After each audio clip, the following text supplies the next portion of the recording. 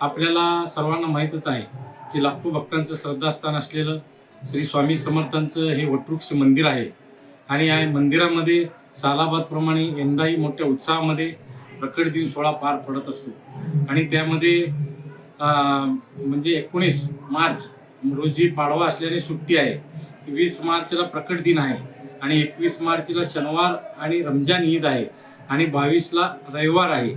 या चारही दिवस भक्तांची गर्दीचा ओढा पाहता लोंढा पाहता या ठिकाणी मंदिर हे स्वामी समर्थांच्या दर्शनासाठी पहाटे 2 वाजता उघडून रात्री 12 वाजेपर्यंत हे दर्शन चालू राहील. यामध्ये 22 तास हे मंदिर दर्शनासाठी खुलं राहणार असून यामध्ये देवस्थान समिती असेल, मंदिर सेवेकरी असतील, कर्मचारी असतील, हे नेहमीच भक्तांचं दर्शन कसं सुलभ होईल यासाठी प्रयत्नशील असतात. त्याचाच एक भाग म्हणून पुण्यतिथी उत्सव ते प्रकट दिन या वेळेमध्ये पहाटे 5 वाजता या ठिकाणाहून प्रभात फेरी निघत असते. ही प्रभात फेरी या चारही दिवशी आणि येणाऱ्या शनिवार रविवार असेल आणि सुट्टीच्या दिवशी पहाटे 4 वाजता या ठिकाणी काकड आरती करून निघेल आणि पुन्हा 5 वाजता या ठिकाणी येईल आणि त्याची समाप्ती होईल.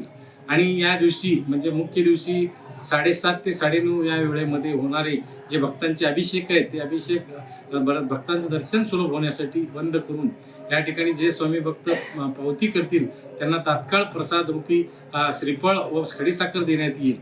तसेच या ठिकाणी मुख्य दिवशी सत्संग महिला मजनी मंडळाच्या वतीने या ठिकाणी भजन गीत होईल, पाळणा होईल आणि त्यानंतर बरोबर 12 वाजता गुलाब पुष्पाची उधळण होऊन स्वामींचा प्रकट दिन पाळणा गीताने त्याची म्हणजे प्रकट दिन साजरा होईल. त्यानंतर दुपारी 12 ते 3 या वेळेमध्ये भक्तनिवासाच्या भोजन कक्ष हॉलमध्ये सर्व स्वामी भक्तांना महाप्रसाद भोजन प्रसादाचं देखील या ठिकाणी सोय करण्यात येईल आहे. या सगळ्या भोजन प्रसादाची सोय असेल, दर्शनाची सोय असेल, दर्शनासाठी येण्यासाठी एक मार्ग बनवलेला आहे, जाण्यासाठी एक मार्ग बनवलेला आहे.